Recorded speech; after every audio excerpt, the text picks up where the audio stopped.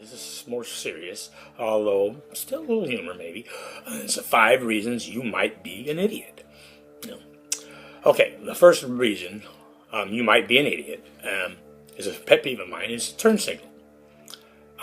Why do people turn their signal on as they're turning? As they're turning. Okay. And then even worse, people, a lot, will turn on their signal after they start their turn. I mean, they're turning and now they turn on their signal. I mean, is the concept too complicated for you to understand? I mean, a signal, that should explain everything. It's designed to let you know, or let me know what you are about to do so there won't be an accident. I don't have to guess. But when you don't turn your signal on until after you've made your maneuver, it's kind of pointless. So why even turn it on? See, that's I don't get it. Either don't use it or use it correctly. Using it after the fact is stupid. And why is that people doing that? I don't know. Is it because they're on autopilot and it's not thinking?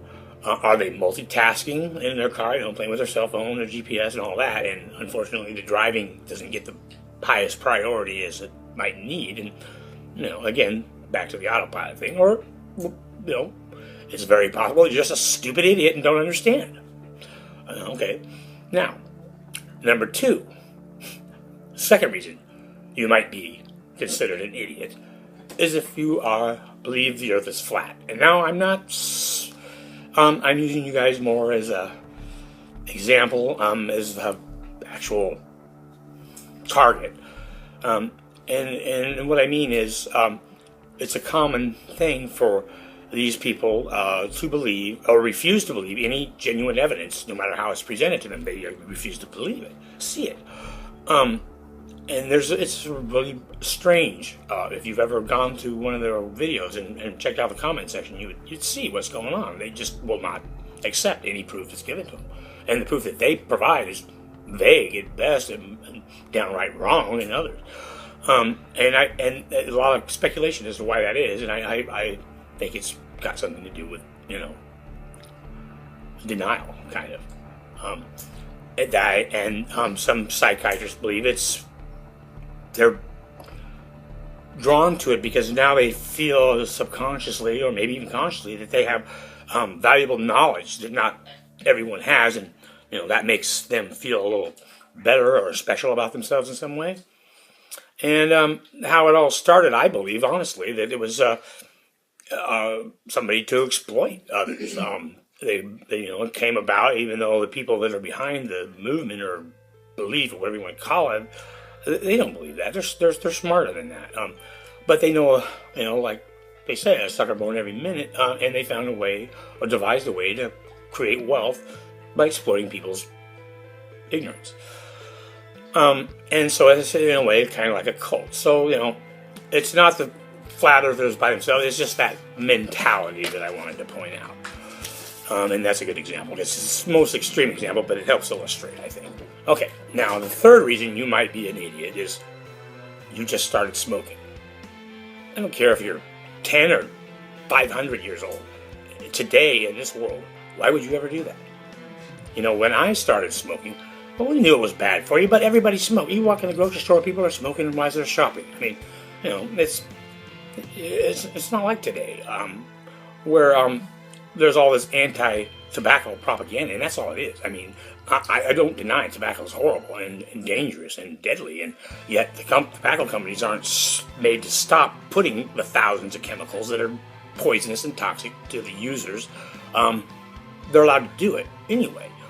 But it's not as bad as it's made out to be. I mean, it's not. I'm not trying to defend it and say it's all bullshit, but because it's not. But it's not as bad. For example, the secondhand smoke thing. Think about that for a minute. Secondhand smoke is said to be more dangerous than smoking. Okay, you are in a room with another person who doesn't smoke. You are smoking. Oh, okay, they're getting secondhand smoke. Okay, that's bad for them. Yes, no denying that.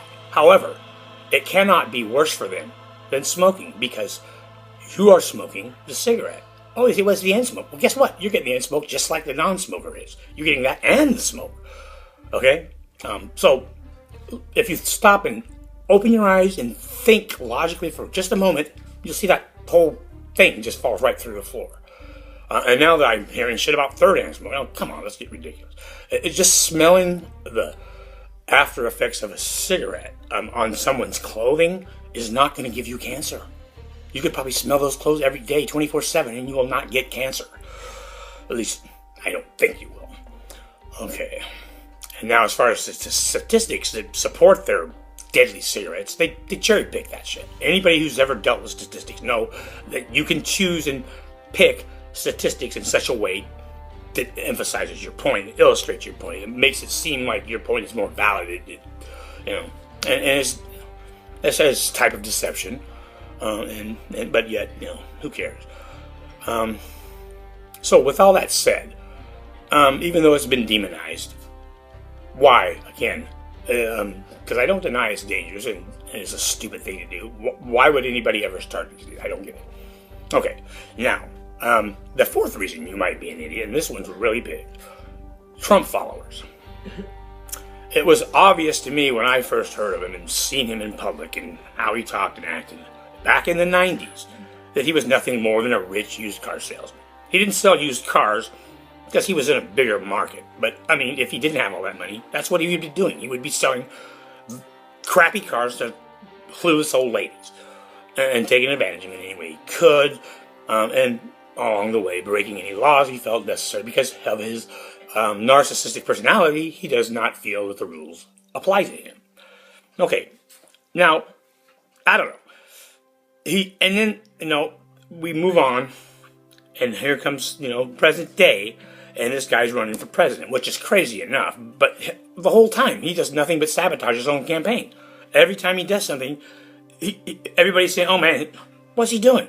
He's an idiot. He's throwing his campaign down the toilet, and everybody said, "Oh, he's going to lose it now because of that." And then he does something else. It's a never-ending string of shit that should have killed his campaign. But yet, what happens? He wins. Okay, now this leads me to two conclusions. First of all, either Americans are way stupider than I am, than I thought previously, because I don't understand. Because it's so obvious to me, I don't know how everyone but an idiot can see his deception, and his lies, and his self. He's in it for himself, and his rich friends. I mean, that's all. He's there to make changes that will benefit him and his friends in the long run, and that's all he cares about. Even though that's not what he says, but his actions speak louder than words, and so I don't understand. Now, as far as him getting elected, it breaks my heart to have to believe that Americans are dumb and gullible enough to actually elect that man. It scares the hell out of me because I don't believe it. So that leads to the other possibility that he was not actually elected, but placed. And I've thought about this long and hard. I just can't see how he could manipulate people when, to me, it's so obvious. I've been having a hard time, and that's the only logical thing I can come up with. That he wasn't elected; he was placed. Conspiracy theory crap, but I can't think of any other reason.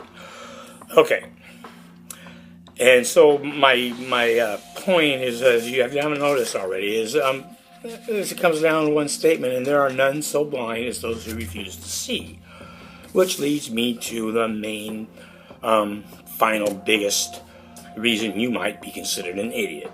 Is if you actually believe that our government is protecting you. Okay, yes, they are protecting you from foreign enemies, but that is as far as that goes. And if you believe that, let me illuminate you, enlighten you. They've done so much already to undermine the systems that our forefathers, our founding fathers, had put in place to prevent imbalance in power, or more accurately, corruption. They put things in place to prevent that, and I was very smart. They were very intelligent men, and they saw other governments failing because of corruption, and so these were they were trying to prevent anyone getting too much power, and once you get a foothold in the power, it's easier and easier to make changes that benefit you as your power increases. And so that's why these places are putting. Well, okay, throughout history since then, these barricades or barriers or whatever you want to call them have been systematically removed one at a time, and without anyone really seeing the big picture. And an example, the major one to me that I just don't understand, because these changes have no one's best interest at heart but the people who are the most dishonest. And that's why they want the changes, so they can keep on raking in that money. And that's when we allowed the banks to control our country's finances. I mean, what? That's like letting the alcoholic, in charge of the fucking warehouse where you store all your booze. That's not giving them the keys to the bar. That's giving them the keys to the freaking warehouse. And then even more astonishing, and you might say it was, I don't know a whole lot about finance. In fact, I can feel volumes with what I don't know, but I do know that money must have some sort of backing. It's like a check. You can't write a check if there's no money in your bank account. You can't print money if there's nothing to back it up. I mean, it's just a piece of paper. It's only worth is what we give it. And now that we've gone off the gold standards, there's nothing to back our money, which not real well known. But when banks need money, they don't invest and create wealth the way anybody else would have to. They just print it up. I need some more money. I need $1 billion. Print me up a truckload. I mean, I don't know if it's that cavalier, but it is documented. There's people who know won't deny it. And the fact that we went off the gold standard in the first place makes me question who's in charge. Oh, that's right. If you follow the money, it clears up all the confusion. Oh yeah, the people who are making the changes, it benefits them. It doesn't benefit a country or the people in it. It only benefits those who want to increase their wealth because they have a disease called greed. Now, and then again, another point to prove that our government does not have your back is when they respond to natural disasters or other disasters. 9/11 is an exception. The response was incredible, and I applaud them. But when it came to Katrina, it was like, we'll get there when we get there. And if people die, bummer. I've got other things to worry about right now than that stupid freaking nightmare down there. And that's and now look at Puerto Rico. It's been months and they still got like 1 million people without power. And these are the ones I know for a fact where government's not stepping up. But there's other ones that I haven't really researched, just more rumors than anything. But another point is our veterans, our disabled veterans. Our government is more than freaking happy to throw them in harm's way, but when they're not killed, but only maimed, they come back to this country and they're ignored by the government who sent them there, who did that to them. These people, they're not drafted like they used to be, which would make it even worse, I suppose. But these guys are patriotic. They volunteered. They said, yes, I am willing to risk my life because I love America. And they come home and now we have to have charities to take care of them. Why the hell isn't our government who put them there in the first place taking care of them? Because that's their responsibility as far as I'm concerned. And in any other situation, liability would fall to the government. If it was a civil type of situation, and it wasn't the government, it was some other entity, there was no doubt that they would be considered liable, and then therefore be responsible to take care of them like they should. Okay, I could go on about that forever. Any respect that they say, oh, thanks for showing your patriotism by fighting, that's all talk. They don't back it up with any kind of actions. And I have too many examples. I could go on for years. But I just want, I just wanted some of the more obvious ones to mention. You guys are all sleepwalking, or at least the majority.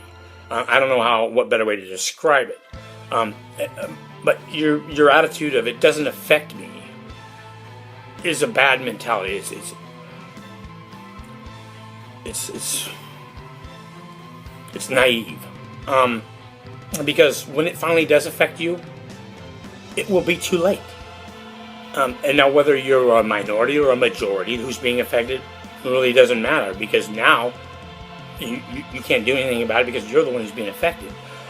And we all know, deep down, at least most of us, we see it. And we know what must be done. We've seen how to effect change in this country. And there's only one way to do it, and that's to unite, to get everybody on the same page. You need to wake up, get your friends, get your family, get everybody you know, and shake them and say, look, we all know what's going on. We can't, deny it with the it doesn't affect me crap, because that's just pussy. I mean, that crap. It's just ignoring the responsibility. We need to unite and we need to make these changes, because honestly, I'm feeling it's maybe already too late. I think the genie is probably out of the bottle, and probably I'll get 8 people who watch this. Maybe they'll tell 8, but it won't happen, because this one has meaning. It's not some stupid crap.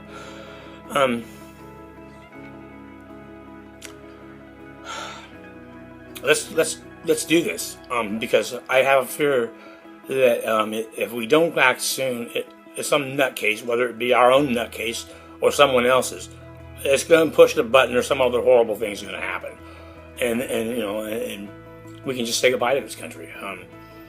We need to get the reins in now, because if it isn't too late already, it soon will be. And I feel very passionate about this, and I hope at least one person sees it, and maybe they have better ways to communicate, the dire need better than I do. I just, like I said, I can't go extremist, because I don't think that validates your point. Your point becomes pointless because you're a crazy nutcase or a killer. That's your motivations are not considered as aren't considered at all, probably a byline. But I could go on forever.